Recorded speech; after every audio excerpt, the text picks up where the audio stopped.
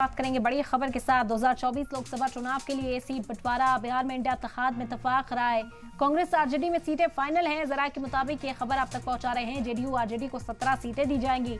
कांग्रेस 4 सीटों पर चुनाव लड़ सकती है। लेफ्ट को 2 सीटें देने पर इत्तेफाक बनता हुआ यहां पर नजर आ रहा है।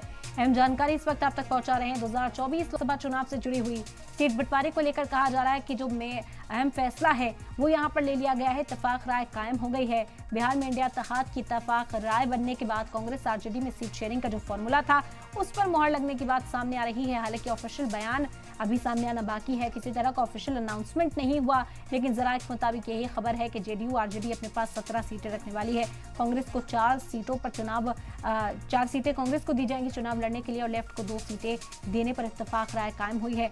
बता दें कि लालू प्रसाद यादव, तेजस्वी यादव और नीतीश कुमार से चर्चा के बाद ये फैसला लिया गया। फाइनल मुहर इस फैसले पर लगती हुई नजर आ रही है। ऑफिशियल ऐलान बाकी।